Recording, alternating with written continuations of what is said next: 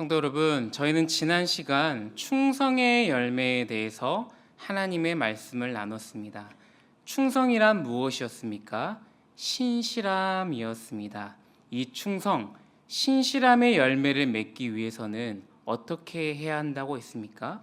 먼저 하나님의 신실하심을 가슴 깊이 깨닫고 그리고 성령 충만할 때 가능하다고 했습니다. 배신하고 실패했던 베드로가 자신을 향한 그 신실하신 예수님의 사랑을 깊이 깨달았습니다. 그리고 오순절 마가의 다락방에서 성령 세례 이후 그는 완전히 다른 사람이 되어서 충성의 열매를 맺는 신실한 사도의 삶을 살았습니다. 한 주간 삶의 자리에서 하나님과 사람 앞에 신실한 모습으로 사셨습니까? 네, 어렵습니다. 오늘이 벌써 마지막 시간인데 저도 참 열매가 어렵구나 생각했습니다. 그러나 날마다 십자가 앞에 나갈 때 반드시 열매가 맺힐 것입니다. 오늘은 8번째 그리고 마지막 9번째 열매인 온유와 절제에 대해서 하나님의 말씀을 나누겠습니다. 성도 여러분, 온유란 무엇일까요?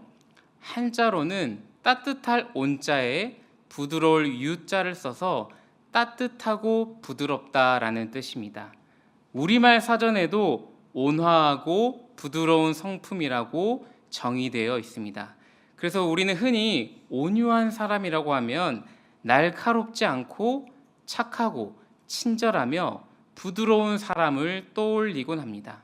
그런데 여러분이 만났던 온유라는 사람들은 어떠시던가요? 이름처럼 온유하던가요? 따뜻하고 착하고 부드러운 사람들이던가요? 그런데 이상하게 제가 경험한 여러 명의 온유들은 물론 다 부드럽고 따뜻한 사람들이지만 호락호락하진 않더라고요. 물론 저의 지극히 개인적인 경험입니다. 동의하시는 분들이 계실 겁니다. 그래서 예전부터 참 신기하고 재밌다라는 생각을 해왔었습니다. 그리고 그 연장선으로 정말 이해가 가지 않는 성경 말씀이 있었습니다. 바로 오늘 본문인 민수기 12장 3절 말씀입니다. 우리 함께 읽어보겠습니다. 시작. 이 사람 모세는 온유함이 지면에. 아멘. 이 말씀이 도무지 이해가 가지 않는 거예요. 모세와 온유가 어울리나? 모세가 그렇게 부드러운 사람이었나? 설령 그렇다고 하더라도 모세가 세상에서 가장 온유한 사람이라는 게 도무지 이해가 가지 않았습니다. 그런데 오늘 이 온유의 열매를 공부하고 보니까 이 말씀이 너무 옳은 말씀인 거예요. 모세는 정말 너무 온유한 사람이고, 그리고 제가 경험했던 여러 온유들의 호락호락하지 않던 모습도 너무 이해가 갔습니다. 자, 왜 그러는지, 온유란 어떤 것인지, 우리 함께 성경이 말하고 있는 온유가 무엇인지 하나님의 말씀을 나누겠습니다. 먼저 이 온유는 헬라어 원어로 프라우테스라는 단어입니다. 그런데 이 단어는 야생동물, 특히 야생마와 관련된 말입니다. 네, 우리말로 온유는 부드럽고 온화함인데 사실 성경에서 말하는 온유는 야생마와 관련된 단어입니다. 우리의 생각과는 너무나 거리가 멀죠. 그렇지만 우리가 아는 온유들의 이미지와는 뭔가 비슷할 수도 있습니다. 자, 이 프라우테스는 어떨 때 쓰는 단어냐면 거칠고 힘이 센 야생마가 주인의 뜻에 완전히 복종하도록 길들여진 상태를 말하는 단어입니다. 그러니까 천방지축, 자기 멋대로 자기가 하고 싶던 그런 통제불능의 야생마가 이제는 주인에게 잡히고 초련되어서 완전히 길들여져서 자신의 힘을 통제하는 상태를 뜻하는 단어가 프라우테스, 성경이 말하는 온유인 것입니다. 그리고 성령의 열매인 이 온유의 열매를 맺는다는 것은 어떤 것입니까? 단순히 착하고 부드러운 사람이 되라는 말이 결코 아닙니다. 온유의 열매는 억울한 일을 당하거나 기분이 나쁜 상황에서 내 힘과 혈기를 스스로 통제하지 못해서 내가 화나는 만큼, 내가 분노한 만큼 다 쏟아내던 그런 모습에서 이제는 하나님께 완전히 붙들리고 길들여져서 나의 힘을 통제하며 나의 분노를 다스려서 주인 되시는 하나님을 바라보고 그 뜻을 기다릴 수 있는 상태로 마치 잘 훈련되어진 경주마와 같은 모습으로 변화되는 것이 바로 온유의 열매를 맺는 모습입니다. 자, 그렇다면 우리가 이제 온유의 참 뜻을 알았으니 왜 모세가 이 세상에서 가장 온유한 자라고 칭함을 받았는지 이 야생마와 경주마를 생각하면서 계속 말씀 보도록 하겠습니다. 여러분, 모세는 어떤 사람입니까? 이스라엘 민족의 지도자였습니다. 그런데 그가 처음부터 지도자였습니까? 아닙니다. 그가 부르심을 받은 건 40년간 광야에서 떠돌다가 비로소 그의 나이 80살이 되었을 때였습니다. 그러면 그 이전의 삶은 어떤 삶이었습니까? 보시는 것처럼 애굽 공주의 손에 자란 왕자의 삶이었습니다. 물론 가슴엔 자신이 히브리 민족이라는 열등감을 가지고 살았겠지만 그는 애굽의 최고 지배층으로 대우받던 자신감으로 가득 찬 애굽의 왕자, 이집트 왕자였습니다. 남부러울 것 없었던 모세가 애굽에서 도망친 이유가 무엇이었습니까? 바로 자신의 동족을 괴롭히던 애굽 사람을 때려 죽였기 때문이었습니다. 우리 출애굽기 2장 말씀 같이 읽겠습니다. 시작. 모세가 장성한 후에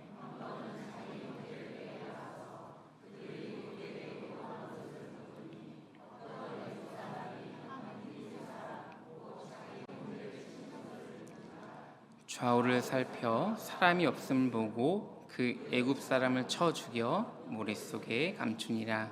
아멘. 애굽의 왕자 모세가 얼마나 자신감이 차 있고 거칠 것이 없었는지 잘 보여주는 말씀입니다. 여기서 치다라는 단어는 그저 이렇게 주먹질을 한다 정도의 수준이 아니라 그 사람을 죽일 마음으로 치명상을 입힐 때 쓰는 단어입니다.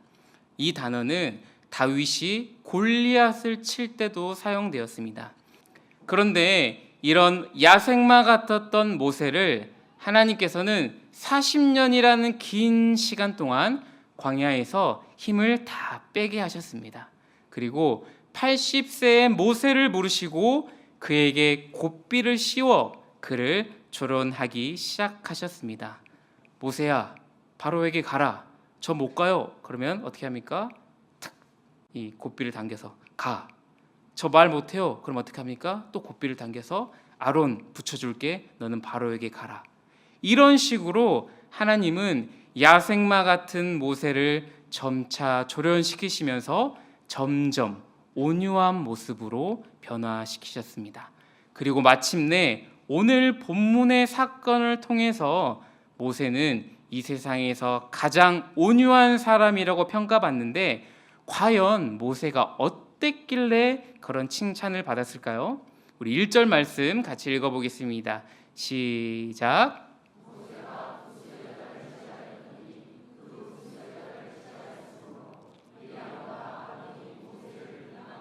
아멘. 광야 생활 중 민족의 지도자였던 모세에게 그의 누나와 형이었던 미리암과 아론이 반기를 든 사건이 있었습니다.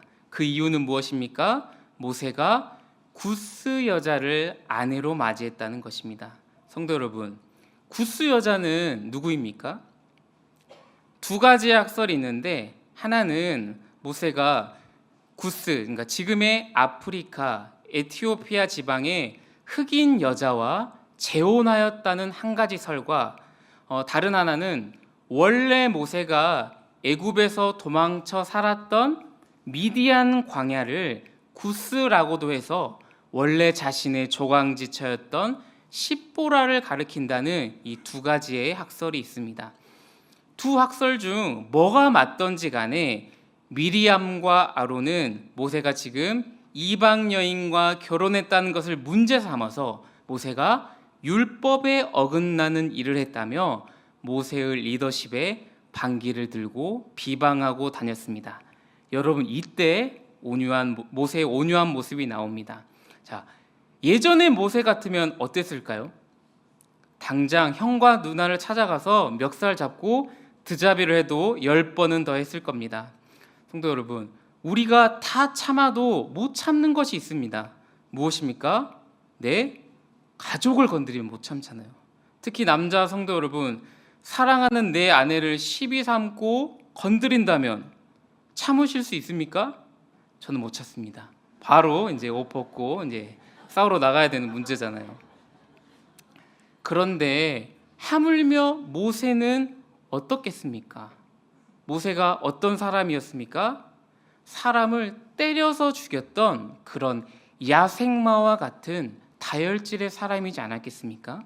그 모세가 얼마나 화가 났었을까요?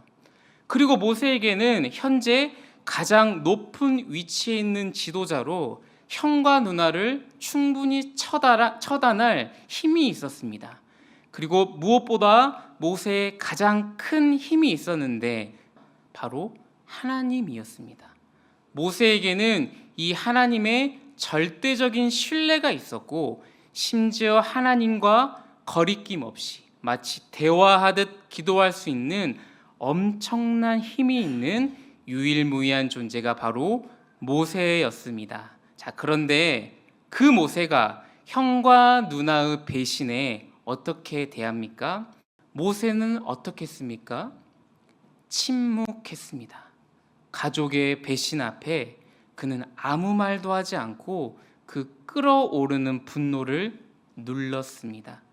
또 자신이 가지고 있는 그 힘을 이용해서 충분히 처단할 수 있었지만 모세는 그 힘을 통제하고 자신의 입술을 지켰습니다. 마치 잘 조련된 경주마가 어떠한 상황에도 요동하지 않고 주인의 눈과 입술, 손만 쳐다보는 것처럼 모세는 그렇게 하나님을 향한 절대적인 신뢰로 하나님만 바라보며 침묵하고 기다렸습니다. 여러분, 이것이 모세가 맺은 온유의 열매입니다. 모세는 충분한 힘이 있었지만 자신의 힘을 통제했습니다. 자신의 타고난 본성과 성정은 야생마이지만 그 끓어오르는 분노를 억누르고 하나님을 기다렸습니다. 그리고 마침내 이 미리암과 아론의 비방, 그리고 모세의 온유함을 보신 하나님께서 어떻게 하십니까? 같이 읽어보겠습니다. 시작. 여호와께서 그들을 향하여 진노하시고 떠나심에 구름이 장막 위에서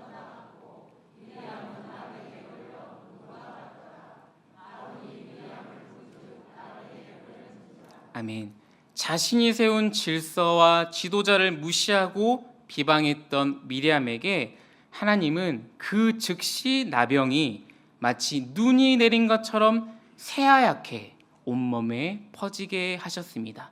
진노의 벌을 내리신 것입니다. 그 모습을 본 아론이 모세에게 사정했습니다. 모세야, 우리가 잘못했다. 우리가 어리석었으니 제발 용서해달라 라고 빌었습니다. 자, 여러분, 여기에서 왜 모세가 가장 온유한 사람인지 드러납니다. 모세의 온유함의 극치는 자신의 힘을 통제하고 억누르는 정도에 머물지 않고 오히려 그 힘을 미리암을 살리는데 적극적으로 사용하였습니다. 우리 13절 같이 읽어보겠습니다. 시작. 모세가 여호와께 부르짖어 이르되 하나님이여 원하건대 그를. 모세는 자신이 가지고 있던 가장 큰 힘, 하나님께 나아가서 명백히 기도할 수 있는 그 힘을 미리암을 살리는 데 사용하고 있습니다. 자신을 배신했던 누나를 살려달라고 그는 하나님께 나아가 간절히 기도했습니다. 본문을 보면 하나님께서 원하시면 누이를 고쳐달라라고 오해하실 수 있는데 전혀 그런 뜻이 아닙니다. 오히려 하나님 제발 고쳐주십시오라는 자신의 생명을 건 매우 간절한 부르짖음이었습니다. 그렇습니다, 여러분. 이것이 모세가 가장 온유한 자라는 평을 듣는 까닭일 것입니다. 자신이 가지고 있는 그 막대한 힘을 배신한 미리암을 처단하는데, 죽이는 데 사용하지 않고 오히려 살리는 데 사용하고 있기 때문입니다. 그리고 이 온유의 극치의 모습은 십자가의 예수님도 동일하셨습니다. 자신을 조롱하고 책짓질하던 그들을 예수님은 얼마든지 없애실 수 있는 충분한 힘이 있으셨지만 예수님은 그렇게 하셨습니까? 예수님은 그렇게 하지 않으셨습니다. 그리고 오히려 그 힘으로 그들을 위하여 아버지여 저들을 사하여 주옵소서, 자기들이 하는 것을 알지 못함이니이다 라고 기도하셨습니다. 성도 여러분, 우리도 이런 온유한 사람 되기 소망합니다. 온유의 열매를 맺기 소망합니다. 먼저는 모세처럼 하나님께 꼭 붙들려서 우리의 감정과 힘의 고삐를 주님께 내어드리십시오. 그래서 억울한 일을 당하거나 혹은 누군가 나를 비방할 때 치밀어 오르는 화를 못 이겨서 분노하거나 자신의 힘을 써서 상대방을 무너뜨리려 하지 마시고 그 감정과 힘을 주님께 맡겨드리십시오. 그리고 잠잠히 하나님께서 일하시기까지 기다리는 온유의 열매 맺는 저와 여러분 되길 소망합니다. 그리고 한 발짝 더 나아가서 모세와 예수님처럼 할 수만 있다면 나를 비방하고 모욕했던 그 사람도 주님께서 사랑하시는 사람임을 깨달아 오히려 그 사람을 살리는 방향으로 힘을 사용하는 이 멋진 온유의 극치를 이루는 사람 되길 다시 한 번 더 소망합니다. 우리 한번 옆에 분들 보시고 격려하겠습니다. 온유의 열매를 맺읍시다. 온유의 열매를 맺읍시다. 아멘. 다음은 성령의 열매 중 마지막 9번째 열매인 절제에 대해서 짧게 하나님의 말씀을 나누겠습니다. 여러분, 절제는 무엇입니까? 절제란 사전적 의미로는 알맞게 조절하고 방종에 흐르지 않도록 감성적 욕구를 이성으로서 제어하는 일을 뜻합니다. 조금 길죠? 그렇지만 핵심만 기억하면 됩니다. 자, 여러분, 방금 세상이 말하는 절제의 핵심이 나왔습니다. 욕구를 뭐로써 제어한다고요? 이성으로 제어한다는 것입니다. 나의 이성, 나의 힘, 나의 의지로 알맞게 조절하고 제어한다는 것입니다. 이것이 세상이 말하는 절제의 개념입니다. 그런데 여러분, 우리의 이성으로 잘 제어할 수 있습니까? 절제할 수 있습니까? 아니요, 그럴 수 없습니다. 그것은 불가능합니다. 원죄가 있는 우리 육체에는 그런 소망이 전혀 없기 때문입니다. 그렇다면 우리는 어떻게 절제를 할 수 있을까요? 오늘 성경이 말하는 절제는 이런 소극적인 절제를 말하지 않습니다. 절제의 원어는 엔크레테이아라는 단어인데 이것은 내 안에 힘이 있다라는 뜻입니다. 그런데 이것이 성령의 열매이기에 내 안의 힘, 어떤 힘을 말하는 것입니까? 성령의 힘을 말하는 것입니다. 즉, 성령의 힘으로 우리가 절제할 수 있다. 성령의 지배 아래 있을 때 우리가 죄를 짓지 않을 수 있고 또 우리의 감정과 행동, 욕망을 참을 수 있다라는 것입니다. 그렇다면 여러분, 잘 생각해 보십시오. 우리가 힘을 써야 하는 것은 무엇입니까? 참는 것입니까? 절제하는 것입니까? 아닙니다. 우리가 힘을 써야 하는 것은 바로 성령 아래 머무는 것입니다. 우리가 애를 쓰고 간절히 사모해야 하는 것은 참고 절제하는 것이 아니라 오히려 성령이 나를 지배하도록 그 통치 아래 내가 머물도록 하는 것입니다. 우리 갈라디아서 5장 16절 17절 말씀 읽어보겠습니다. 시작. 내가 이르노니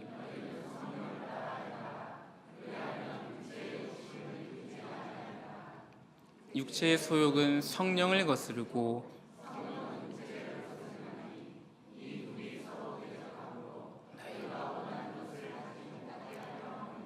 아멘.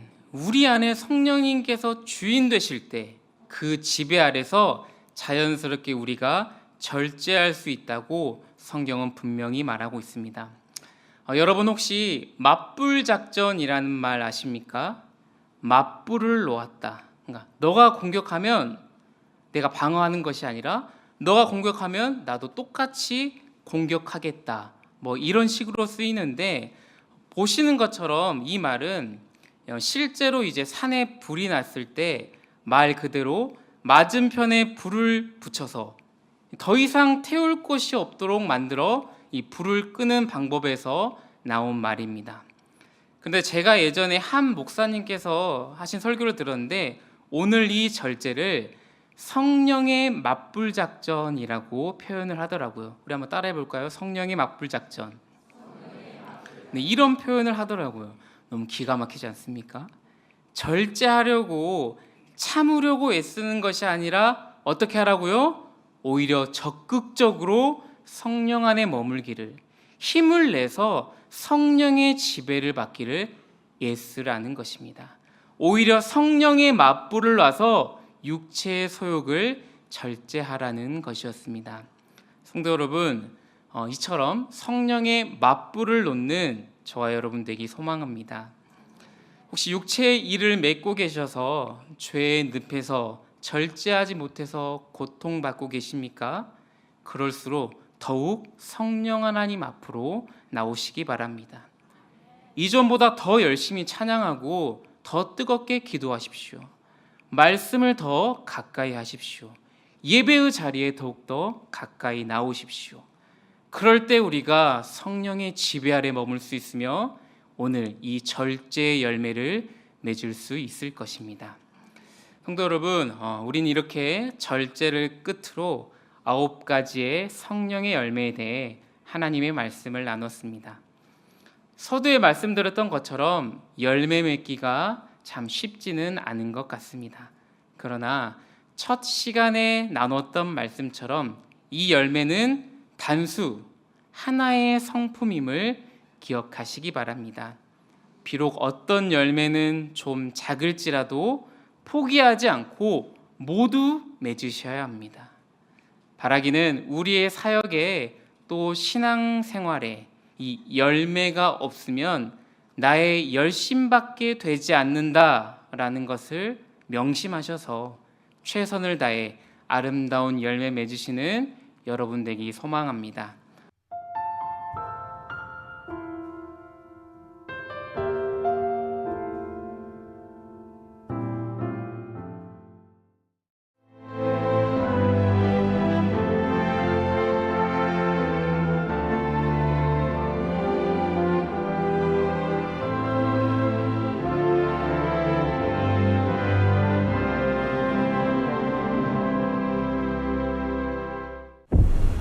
최적의 산업 인프라, 편리한 교통 인프라, 대표 2차전지 클러스터, 미래형 신산업, 해안관광의 중심지, 살기 좋은 정주 환경, 미래를 여는 투자 중심지, 광양만권 경제 자유구역. 최적의 산업 인프라, 편리한 교통 인프라, 대표 2차전지 클러스터, 미래형 신산업, 해안관광의 중심지, 살기 좋은 정주 환경, 미래를 여는 투자 중심지, 광양만권 경제 자유구역.